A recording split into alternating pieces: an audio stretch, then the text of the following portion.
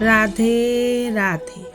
আজ আমরা শুনব শ্রীকৃষ্ণের এক অত্যন্ত রহস্যময় ও বিস্ময়কর কাহিনী, সময়কে থামানোর অহংকার। এই কাহিনীটি আমাদের শেখায় সময়কে জয় করার চেষ্টা আসলে মানুষের সবচেয়ে বড় ভ্রম।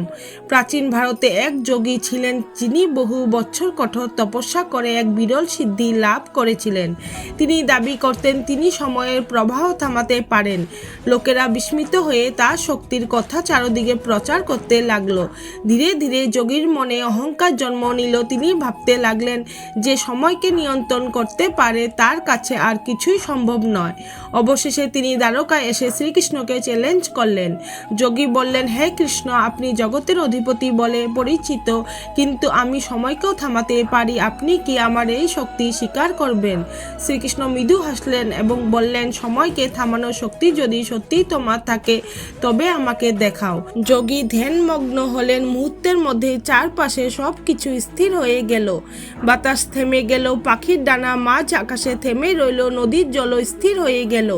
যোগী আনন্দে হাসতে লাগলেন। তিনি ভাবলেন তিনি সত্যি সময়কে জয় করেছেন।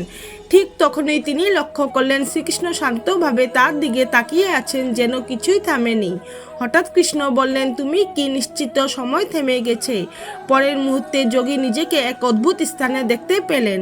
চারদিকে নিস্তব্ধতা, কোনো প্রাণ নেই, কোনো পরিবর্তন নেই, দিন রাত ঋতু কিছুই নেই, তিনি একা। তিনি সেই নীরবতায় অসংখ্য বছর কাটানোর অনুভূতি পেলেন।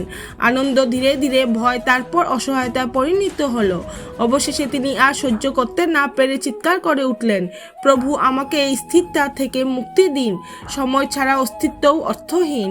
মুহূর্তেই সবকিছু স্বাভাবিক হয়ে গেল।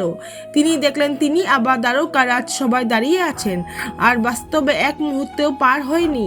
যোগী কাঁদতে কাঁদতে কৃষ্ণের চরণে প্রণাম করলেন। কৃষ্ণ বললেন, সময়কে থামানো মানে জীবনকেই থামানো। সময় সৃষ্টি, পরিবর্তন ও অভিজ্ঞতার ধারক। তাকে জয় নয়, সম্মান করতে শেখো। যোগীর অহংকার ভেঙে গেল আর তিনি বিনয়ের সাথে কৃষ্ণের শরণ নিলেন। এই কাহিনীটি আমাদের শেখায় এক যোগী সময়কে থামানোর শক্তি পেয়েও সত্যিকারের শান্তি পাননি। যখন চারপাশে সব কিছু স্থির হয়ে গেল তখন তিনি বুঝতে পারলেন যে পরিবর্তন, সময়ের প্রবাহই জীবনের প্রাণ। শ্রীকৃষ্ণ তাকে অনুভব করালেন যে সময়কে জয় করার অহংকার মানুষকে একাকিত্ব ও শূন্যতার দিকে ঠেলে দেয়। অবশেষে যোগী উপলব্ধি করলেন সময়কে নিয়ন্ত্রণ নয়, সম্মান করতেই হয়। রাধে রাধে।